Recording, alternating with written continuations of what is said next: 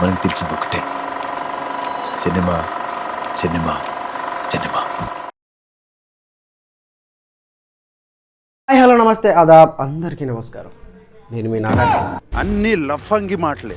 కాదు big boss season కదా, చూస్తూ చూస్తూ మైండ్ అదే తిరుగుతుంది. బిగ్ బాస్ మీద రెస్పెక్ట్ లేకపోతే I'm not going to tolerate. సరే ఇలాంటి తొక్కలో జోక్స్ పక్కన పెట్టి సీరియస్ టాపిక్లోకి వెళ్ళిపోదాం. Why SS Rajamouli is villain. తమ్నెల్లో నేను అసలు ఎస్ఎస్ రాజమౌళి విలన్ అని ఎందుకు పెట్టాను? మీ క్వశ్చన్ ఇదే కదా. మీరు అనొచ్చు, ఎస్ఎస్ రాజమౌళి గారు తీసిన బాహుబలి వల్లే తెలుగు సినిమా ఇప్పుడు ఇండియా వైడ్ పాపులర్ అయింది. ఎస్ఎస్ రాజమౌళి గారు తీసిన RRR వల్లే ఇండియన్ సినిమా ఇప్పుడు ఆస్కర్ స్టేజ్ దాకా వెళ్ళింది. అలాంటి మనిషిని నువ్వెందుకు బ్రో విలన్ అంటున్నావు అని నువ్వు అనుకోవచ్చు. ఇదేమీ జోక్గా పెట్టలేదు, నిజంగానే ఎస్ఎస్ రాజమౌళి విలన్. అది నేను ఈ వీడియోలో నిరూపిస్తాను. నువ్వు చేయాల్సింది ఒకటే, వీడియోని లాస్ట్ దాకా చూడు, స్కిప్ చేయకుండా చూడు. లాస్ట్ దాకా చూస్తే నేను విలన్ అని ఎందుకు అంటున్నానో నీకు క్లియర్గా అర్థమవుతుంది. వీడియో మధ్యలో దాకా చూసి కామెంట్లు చేయొద్దు, లాస్ట్ దాకా చూడు. లాస్ట్ దాకా చూసిన తర్వాత నీకు ఏమనాలనిపించినా నా కామెంట్లో చెప్పేది. అండ్ ఈ వీడియో కనుక నువ్వు కొత్తగా చూస్తున్నావు అంటే ఛానల్ని ఇప్పుడే సబ్స్క్రైబ్ చేసేసుకో, ఎందుకంటే చాలా వాల్యుబుల్ కంటెంట్ ఆల్రెడీ ఛానల్లో ఉంది. అండ్ ఇంకా వాల్యుబుల్ కంటెంట్ నేను ముందు తీసుకురావడానికి నా సాయశక్తిలో నేను ప్రయత్నిస్తాను. మీ నుంచి నాకు కావాల్సింది ఒకటే, ఒక చిన్న లైక్, ఒక సబ్స్క్రైబ్, అంతే. సో అసలు విలన్ అని ఎందుకు అంటున్నాం? ఎందుకంటే ఎస్ఎస్ రాజమౌళి గారి ఇంపాక్ట్ అంత పెద్దది. మనకి ఎక్స్పెక్ట్ చేయడం నేర్పించాడు. మన సినిమా ఎలా చూడాలి, సినిమా నుంచి ఏం ఎక్స్పెక్ట్ చేయాలి, ఇలాంటి బ్యారియర్స్ అన్నిటినీ మార్చేశాడు. సినిమా సక్సెస్ని రీడిఫైన్ చేశాడు, సినిమా బడ్జెట్స్ని రీడిఫైన్ చేశాడు, అండ్ మోస్ట్ ఇంపార్టెంట్లీ ఆడియన్స్ ఎక్స్పెక్టేషన్స్ని కూడా రీడిఫైన్ చేశాడు. ఇలా ఇవన్నీ చేస్తే మనకి విలన్ ఎందుకు అవుతాడు బ్రో? మనకి మంచిగా చేశాడు కదా. నిజమే, మనకి సినిమా నుంచి ఎక్కువ ఎక్స్పెక్ట్ చేయడం నేర్పించాడు. అండ్ సినిమాని మనం గ్రేట్గా చూసేలా చేశాడు. So we are grateful to him. కానీ విలన్ అని ఎందుకు అంటున్నాం? అసలు విలన్ అని ఎందుకు అంటున్నామో తెలుసుకునే ముందు అసలు ఎస్ఎస్ రాజమౌళి గారి సినిమాల్లో స్పెషాలిటీ ఏంటి?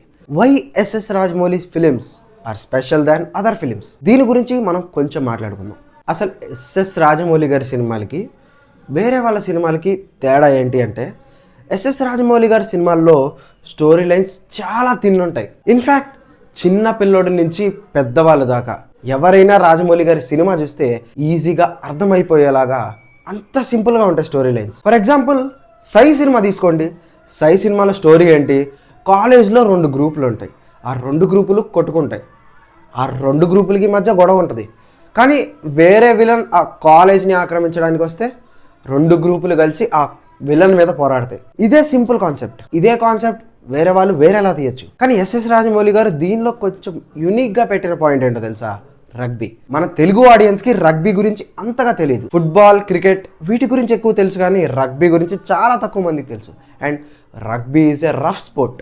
సో దీనిలో యాక్షన్ సీన్స్ చాలా బాగా బిల్డ్ చేసుకోవచ్చు. కాలేజ్ స్టూడెంట్స్కి విలన్ మధ్య పోరాటం కాబట్టి, విలన్ రౌడీ కాబట్టి ఆ మూమెంట్స్ కూడా చాలా ఎమోషనల్గా, చాలా ఇంట్రెస్టింగ్గా రాసుకోవచ్చు.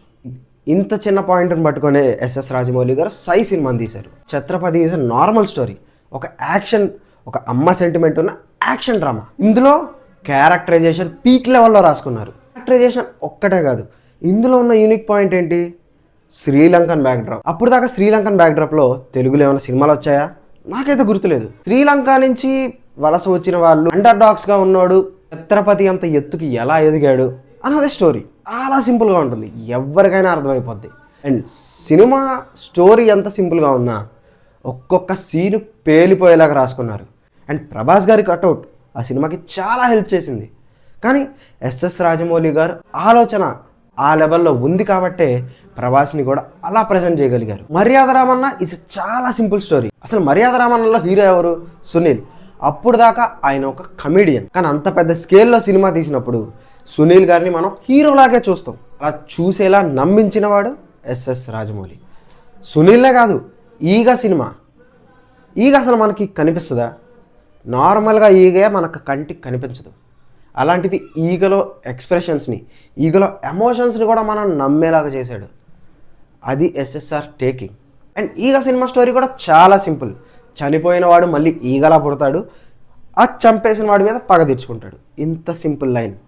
బాహుబలి, RRR ఇవి కూడా చాలా సింపుల్ లైన్స్. కానీ ఎస్ఎస్ఆర్ మార్క్ ఎక్కడ పడుతుందో తెలుసా? క్యారెక్టరైజేషన్లు రాసుకునే దగ్గర ఎస్ఎస్ఆర్ మార్క్ అనేది పడుతుంది. క్యారెక్టరైజేషన్ ఎంత బాగా రాసుకుంటారు అంటే సింపుల్ స్టోరీ కూడా పీక్ లెవెల్లో తీసుకెళ్ళగలిగేలాగా చాలా ఇంట్రెస్టింగ్గా రాసుకుంటారు. అందుకే ఎస్ఎస్ రాజమౌళి సినిమాలు వేరే వాళ్ళ సినిమాల కన్నా చాలా స్పెషల్గా ఉంటాయి. అండ్ బాహుబలి సినిమాలో ప్రభాస్ జై మాహిష్మతి అన్నప్పుడు గూస్ బంప్స్ వచ్చినాయి. RRRలో ఎన్టీఆర్ టైగర్ ఎదురుకెళ్ళి రోర్ చేసినప్పుడు సీట్లో ఎవ్వడు కూర్చోలేదు. అండ్ అలాంటి పీక్ లెవెల్ ఎమోషన్ని బిగ్ స్క్రీన్ మీద చాలా రేర్గా చూస్తాం. ఇదే SS Rajamouli touch. Simple story line, strong characterization and universal emotions. ప్రపంచంలో ఎవరికైనా ఈ ఎమోషన్స్ కనెక్ట్ అవుతాయి. దట్స్ వై ఎస్ఎస్ రాజమౌళి గారి ఫిలిమ్స్ ఆర్ స్పెషల్. కానీ ఇంత సింపుల్ స్టోరీ లైన్స్కి చాలా పెద్ద పెద్ద బడ్జెట్స్ పెడుతున్నారు. స్టోరీ లైన్ ఇంత సింపుల్గా ఉన్న ప్రొడ్యూసర్స్ అంత బడ్జెట్ పెట్టడానికి ఎలా రెడీ అవుతున్నారు? మగధీర నుండి ఈగ వరకు, బాహుబలి నుండి RRR వరకు ఎస్ఎస్ రాజమౌళి గారి సినిమాలంటే కాస్ట్లీగా ఉంటాయి. బాహుబలి సినిమాకి 250 కోట్లు పెట్టారు, RRR సినిమాకి 500 కోట్లు పెట్టారు, ఇంకా SSMB 29కి అయితే స్కై హైలో ఉంది బడ్జెట్. అసలు ఇంత బడ్జెట్స్ పెట్టడానికి ప్రొడ్యూసర్స్ ఎందుకు రెడీగా ఉన్నారు? బికాస్ ఎస్ఎస్ రాజమౌళి గారు 100 రూపాయలు ఖర్చు పెడితే ఆ 100 రూపాయలు ఖచ్చితంగా స్క్రీన్ మీద కనిపిస్తుంది. ఎవ్రీ పెనీ ఈజ్ వర్త్ అనిపిస్తుంది. అంత బాగా యూటిలైజ్ చేసుకుంటారు ఎస్ఎస్ రాజమౌళి గారు బడ్జెట్స్ని. అందుకే ఎంత ఖర్చు పెట్టి తీసినా జనాలు ఎవ్వరు క్వశ్చన్ చేయరు. ప్రొడ్యూసర్స్ కూడా బ్లైండ్గా ట్రస్ట్ చేసేస్తారు ఆ మనిషిని. బడ్జెట్స్ ఒకటే కాదు, ఆడియన్స్ కూడా ఎస్ఎస్ రాజమౌళి గారి సినిమా అంటే చాలా పేషెన్స్గా వెయిట్ చేస్తారు. బాహుబలికి 5 ఏళ్ళు వెయిట్ చేశారు, RRRకి 3 ఏళ్ళు వెయిట్ చేశారు, ఇంకా SSMB 29 అయితే 2029 ఆర్ 2030. అసలు ఆ సినిమా ఎప్పుడు వస్తుందో కూడా గ్యారంటీ లేదు. అయినా ఫ్యాన్స్ కానీ ఆడియన్స్ కానీ ఖచ్చితంగా ఆయన సినిమా వచ్చేదాకా చాలా పేషెంట్గా వెయిట్ చేస్తారు. ఎస్ఎస్ రాజమౌళి గారి సినిమా వస్తుంది అంటే ఎన్ని సంవత్సరాలు వెయిట్ చేసినా ఆ వెయిటింగ్కి ఖచ్చితంగా వర్త్ ఇట్ ఉంటుంది. ఇలాంటి వెయిటింగ్ నార్మల్గా ఏ డైరెక్టర్కి చేయరు. బట్ ఎస్ఎస్ రాజమౌళి గారి సినిమా అంటేనే వెయిట్ చేస్తారు. ఆయన సినిమా 5 ఏళ్ల తర్వాత వచ్చిన 5 ఏళ్లలో మిస్ అయిన దాన్ని అంతా కలిపి ఒక్కసారిగా పండగలాగా చేస్తారు. అది ఆయన క్రెడిబిలిటీ. మరి ఇంత పొగుడుతున్నావు ఎస్ఎస్ రాజమౌళికి, ఇంత భజన చేస్తున్నావు కదా, మరి ఎందుకు విలన్ అయ్యాడు? కావాలని చేస్తున్నావు కదా ఇదంతా అని నువ్వు అనుకోవచ్చు. ఇదంతా one side of the coin. Other side of the coin కూడా ఉంది. ఇప్పుడు గ్లోబల్ స్టార్, ఒకప్పుడు మెగా పవర్ స్టార్ అయిన రామ్ చరణ్ గారు చిరుత సినిమాతో మనందరికీ పరిచయమైన విషయం తెలిసిందే. ఆ సినిమా తర్వాత నెక్స్ట్ సినిమానే ఎస్ఎస్ రాజమౌళి గారు తీశారు. చిరంజీవి గారి కొడుకు సినిమా అనే ఒక ఎమోషన్ అండ్ రాజమౌళి గారి డైరెక్షన్లో వస్తున్న సినిమా అనే ఒక ఎమోషన్. ఈ 2 ఎమోషన్లతో పాటు జగదేక వీరుడు, అతిలోక సుందరి లాంటి ఫ్యాంటసీ జానర్లో చిరంజీవి గారు ఏ లెవెల్లో అలరించారో మనందరికీ తెలుసు. అండ్ అలాంటి ఆయన కొడుకు అలాంటి ఒక ఫ్యాంటసీ జానర్లో ఒక సినిమా తీస్తున్నాడు, అది కూడా ఎస్ఎస్ రాజమౌళి గారు తీస్తున్నారు అంటే ఆడియన్స్లో ఎక్స్పెక్టేషన్స్ స్కై హై ఉన్నాయి. సినిమా రిలీజ్ అయిన తర్వాత ఎవరు ఆశించని రిజల్ట్స్ ఇచ్చింది ఆ సినిమా, ఎవరు చూడనంత సక్సెస్ని చూసింది ఆ సినిమా. తెలుగు సినిమాలో ఫస్ట్ 100 crore కొట్టింది ఆ సినిమానే. అండ్ ఆ సినిమా చూసిన తర్వాత ఫిల్మ్ మేకర్స్ అందరికీ చాలా పెద్ద ప్రెషర్ అయిపోయింది. అందరూ మగధీర సక్సెస్ని రెప్లికేట్ చేద్దామని ట్రై చేశారు. అసలు ఆ తోవలోనే కొన్ని సినిమాలు కూడా తీశారు. ఆ తోవలో వచ్చిందే శక్తి అనే ఒక సినిమా. మెహర్ రమేష్ గారు, ఎన్టీఆర్ గారు కలిసి తీస్తున్న సినిమా. ఈ సినిమాని మగధీర రేంజ్లో నిలబెట్టాలి అని చెప్పి ప్రొడ్యూసర్ అశ్విని దత్ గారు ఈ సినిమాలో డివోషనల్ యాంగిల్ పెట్టి సినిమాని గ్రాండ్ స్కేల్లో తీయమని, స్టోరీ మొత్తం మార్చమని మెహర్ రమేష్ గారికి చెప్పారు అని చెప్పి ఆయన ఒక ఇంటర్వ్యూలో చెప్పారు. అండ్ బద్రీనాథ్ సినిమా కూడా మీరు అందరూ చూశారు. క్షేత్రపాలకుడు అనే కాన్సెప్ట్ మీద వచ్చిన ఈ సినిమా చాలా గ్రాండ్ లెవెల్లో తీశారు. బద్రీనాథ్ విజువల్స్ అదంతా చాలా బాగా చూపించారు. కానీ మగధీర సక్సెస్ని రెప్లికేట్ చేద్దామని ట్రై చేశారు, బట్ అక్కడ ఫెయిల్ అయిపోయింది. ఇవన్నీ కాదు, అసలు ఫ్యాంటసీ జానర్లోనే మగధీర సక్సెస్ కన్నా ఇంకా పెద్ద సక్సెస్ కొట్టాలి అని చెప్పి డిజ్నీ లాంటి బిగ్గెస్ట్ సంస్థ తెలుగులోకి వచ్చి ఒక సినిమా తీశారు. అదే అనగనగా ఒక ధీరుడు. సిద్ధార్థ్, శృతి హాసన్, మంచు లక్ష్మి వీళ్ళందరూ కలిసి ఒక ఫ్యాంటసీ సినిమా తీశారు. సినిమా అయితే పర్సనల్లీ నాకు ఇష్టం, కానీ మగధీరాని రెప్లికేట్ చేద్దాం అని ట్రై చేసి ఫెయిల్ అయింది. అసలు అనగనగా ఒక ధీరుడు ఆడియో లాంచ్ అయితే నేను ఇప్పటికీ మర్చిపోలేను. తెలుగు సినిమాలో సగం యువత అక్కడే ఉన్నారు. ఆడియో లాంచ్కి అంతమంది గెస్ట్లు ఉన్నారు. ప్రమోషన్స్ కూడా చాలా బాగా చేశారు. ఇన్ఫ్యాక్ట్ అనగనగా ఒక ధీరుడే కాదు, 3 సినిమాలకు కూడా ప్రమోషన్స్ చాలా బీభత్సంగా చేశారు. కానీ ఎంత ప్రమోషన్స్ చేసినా, ఏ లెవెల్లో స్టోరీ రాసుకున్నా మగధీర సక్సెస్ని అయితే ఈ సినిమాలు రెప్లికేట్ చేయలేకపోయాయి. మగధీర తర్వాతే కాదు, బాహుబలి సినిమా రిలీజ్ అయిన తర్వాత కూడా బాహుబలి కలెక్షన్స్ని చూసి బాహుబలి లెవెల్లో సినిమాలు తీద్దామని చెప్పి ఇండియా మొత్తంలో చాలామంది ట్రై చేశారు.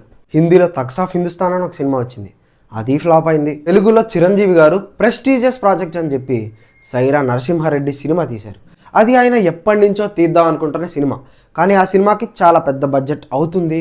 ఇప్పుడు తెలుగు సినిమాకి అంత పెద్ద మార్కెట్ లేదు అని చెప్పి ఆగిపోయారు. బట్ ఎస్ఎస్ రాజమౌళి గారు బాహుబలి తీసి ఇంత పెద్ద బ్లాక్ బస్టర్ కొట్టిన తర్వాత సైరా నరసింహారెడ్డి తీద్దామన్న స్ఫూర్తిని ఎస్ఎస్ రాజమౌళి గారే చిరంజీవి గారికి ఇచ్చారు అని చెప్పి ఆయన ఒప్పుకున్నారు. కానీ బాహుబలి రేంజ్ సక్సెస్ని మీట్ అవ్వడంలో సైరా కొంచెం డిసప్పాయింట్ చేసిందనే చెప్పాలి. కాకపోతే తమిళ సినిమాలో పొన్నియిన్ సెల్వన్, కంగువా అని ఇలాంటి చాలా సినిమాలు వచ్చాయి. పొన్నియిన్ సెల్వన్ సినిమాలో అయితే చాలా ఫ్రేమ్స్ మనకి పెయింటింగ్ చూస్తున్నట్టు అనిపిస్తుంది. ఆబ్వియస్లీ మణిరత్నం గారి సినిమాలంటే మనకి పెయింటింగ్ చూస్తున్నట్టే అనిపిస్తుంది. కానీ సినిమా ఎంత గ్రాండ్ లెవెల్లో తీసినా కన్విక్షన్ ఉండాలి కదా. 7 పుస్తకాలని కలిపి 2 సినిమాలు తీయాలి అని చెప్పి ఆ చోళ చరిత్రను తీసుకొచ్చి చాలా కష్టపడి చేశారు ఆ సినిమాని. జనానికి ఆ సినిమా అర్థం కాలేదు, చాలా రష్డ్గా తీసిన ఫీలింగ్ వస్తుంది. బాహుబలి రేంజ్లో సక్సెస్ కొట్టాలని ఈ సినిమాలు అన్నీ ఆ సక్సెస్ని మీట్ అవ్వలేకపోయాయి. ఈ డైరెక్టర్స్ అందరూ ఎందుకు ఫెయిల్ అయ్యారు అంటే ఎస్ఎస్ఆర్ బార్ని అంత హైలో సెట్ చేశారు అండ్ ఆడియన్స్ని కూడా అలాగే ట్రైన్ చేశారు. సినిమాలో గ్రాండియర్ని, స్టోరీ టెల్లింగ్ని బ్యాలెన్స్గా ఎలా ఎక్స్పెక్ట్ చేయాలో మనందరినీ ట్రైన్ చేసిన వాడు ఎస్ఎస్ రాజమౌళి. మిగతా డైరెక్టర్లు కూడా ఎస్ఎస్ రాజమౌళి లాగే గ్రాండియర్ ఇవ్వడానికి ట్రై చేశారు. బట్ స్టోరీ టెల్లింగ్ అనే పాయింట్లో ఎక్కడో మిస్ అయిపోయారు. బికాస్ గ్రౌండ్ లెవెల్లో ఎస్ఎస్ రాజమౌళి ఎమోషన్స్ మీద ఆ లెవెల్లో పట్టుంది. మిగతా డైరెక్టర్కి వేరే ప్లస్ పాయింట్స్, వేరే బలాలు ఉండొచ్చు, అని ఎస్ఎస్ రాజమౌళికి ఎమోషన్స్ చాలా పెద్ద బలం. అందుకే ఫిల్మ్ మేకర్స్ అందరికీ ఎస్ఎస్ రాజమౌళి ఇండైరెక్ట్గా విలన్ అయిపోయాడు. ఆయనలాగా గ్రాండియర్ ఇవ్వగలుగుతున్నారు కానీ ఆయన లెవెల్లో ఎమోషన్స్ని, స్టోరీ టెల్లింగ్ని బ్యాలెన్స్ చేయలేకపోతున్నారు. అసలు ఈ సినిమా ఇండియన్ ఆడియన్స్కే కాదు, ఇండియన్ ఫిల్మ్ మేకర్స్కి కూడా ఒక కత్తి మీద సాము లాంటిది. ఒక పక్క ఎస్ఎస్ రాజమౌళి పెద్ద సినిమాలు, గ్రాండ్ స్కేల్లో సినిమాలు తీయాలని చెప్పి ఇన్స్పైర్ చేస్తాడు. ఇంకొక పక్క స్కై హైలో ఎక్స్పెక్టేషన్స్ పెట్టి వాటిని రీచ్ అవ్వగలమా లేదా అన్న ధైర్యాన్ని పెట్టేస్తాడు. దీన్నే మాన్స్టర్ ఎక్స్పెక్టేషన్స్ అంటారు. అదేంటి రాజమౌళి సినిమాల్లో ఫ్లాస్ ఉండవా అంటే ఉంటాయి, రాజమౌళి గారి సినిమాల్లో కూడా బొక్కలు ఉంటాయి. కానీ సినిమా ఓవరాల్ ఎక్స్పీరియన్స్ని అది డ్యామేజ్ చేయకుండా ఉన్నంత వరకు బొక్కలు కొంచెం కూడా ఫరక్ పడదు. అందుకే ఎస్ఎస్ రాజమౌళి గారి సినిమాలు అన్నీ సక్సెస్ అవుతున్నాయి. 100% సక్సెస్ రేట్ ఉన్న డైరెక్టర్ ఎస్ఎస్ రాజమౌళి గారు. ఈ సక్సెస్ రేట్ని చూసే, ఈ సక్సెస్ ఇంపాక్ట్ని చూసే ఇండియన్ సినిమాలో ఫిల్మ్ మేకర్స్ అందరికీ ఎస్ఎస్ రాజమౌళి ఒక విలన్ అయిపోయాడు. ఎందుకంటే ఆయనలాగా సినిమాలు ఎవరు తీయలేకపోతున్నారు, ఆయన పెట్టిన మార్క్ని ఎవరు టచ్ చేయలేకపోతున్నారు. సినిమా అనేది ఒక పెద్ద బిజినెస్ కదా. ఒకడు 100 కోట్లు కొట్టాడంటే మనం కూడా 100 కోట్లు కొట్టాలనే పరిగెత్తుతారు. పరిగెత్తే ప్రాసెస్లో ఎస్ఎస్ఆర్ ముందుకు వెళ్ళిపోతూనే ఉన్నారు. మిగతా డైరెక్టర్లు అందరూ పరిగెత్తడానికి ట్రై చేస్తున్నారు కానీ అక్కడ దాకా వెళ్ళలేకపోతున్నారు. మనోడు కష్టపడి 100 దాకా వెళ్ళారంటే మనోడు 1000, ఎస్ఎస్ రాజమౌళి 1000కి వెళ్ళిపోతున్నారు. మనోడు 1000 దాకా వెళ్ళాలి అనుకుంటే ఆయన 10,000కి వెళ్ళిపోతారు. ఒక స్టెప్ ముందే ఉంటున్నారు. ఆ ముందుండే ఆలోచనని ఎవరు క్రాక్ చేయలేకపోతున్నారు. అందుకే ఎస్ఎస్ఆర్ ఒక పెద్ద విలన్ అయిపోయాడు. వీళ్ళు ఆయనలాగా సినిమా తీయలేరు. ఆయన చేసిన దాన్ని మనం చూసి వేరే వాళ్ళ నుంచి వచ్చిన మీడియోకర్ స్టఫ్ని మనం ఎంకరేజ్ చేయట్లేదు. ఇదే పెద్ద ప్రాబ్లం అయిపోయింది అందరికీ. ఫిలిం మేకర్స్కి విలన్ అయ్యాడు అంటే ఓకే, మనకెందుకు విలన్ అయ్యాడు?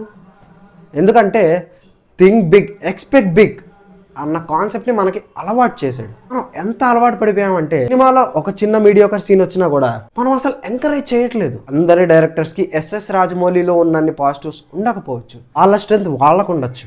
ఎస్ఎస్ రాజమౌళి గారిలో ఉన్న స్ట్రెంగ్త్ని వీళ్ళు కాపీ చేయాలి అనుకున్నప్పుడు అది వాళ్ళకి వీక్నెస్ అయిపోతుంది. నా ఆడియన్స్ ఎంత తెలివి మీరిపోయారు అంటే ఆ వీక్నెస్ని ఇట్టే పసిగడుతున్నాం. నేను ఫైనల్గా చెప్పాలనుకున్నది ఒకటే, ఎస్ఎస్ రాజమౌళి గారు ఇందుకే విలన్ అయ్యారు. Not because he kill the cinema, but he change the way we look at cinema. లాస్ట్గా ఒకే ఒక స్టేట్మెంట్ చేద్దాం అనుకుంటున్నా. తెలుగు సినిమాకి ఒక్కరే జంధ్యాల గారు, ఒక్కరే కె రాఘవేంద్రరావు గారు అండ్ ఒక్కరే జక్కన్న. మీరే చెప్పండి, ఎస్ఎస్ రాజమౌళి గారు బార్ని అంత హైలో సెట్ చేసి మిగతా ఫిల్మ్ మేకర్స్ అందరికీ విలన్ అయ్యాడని అగ్రీ చేస్తారా? ఇది జస్ట్ నార్మల్ సినిమా ఎవల్యూషన్ అని మీరు నమ్ముతున్నారా? నాకు కామెంట్ చేయండి. మీ కామెంట్స్ కోసం నేను ఎదురు చూస్తున్నాను. అండ్ మీరు ఎంత ఎక్కువ కామెంట్స్ చేస్తే ఈ వీడియో అంతమందికి రీచ్ అవుద్ది. సో కామెంట్ చేయండి. అండ్ నా ఎక్స్ప్లెనేషన్ నచ్చిందా? ఈ వీడియోకి ఒక లైక్ చేసి మీ బ్యాచ్లో సినిమాలంటే పిచ్చుండే ఒకటికి షేర్ చేయండి. And make sure to subscribe to my channel, hit the bell icon for more updates. Thank you.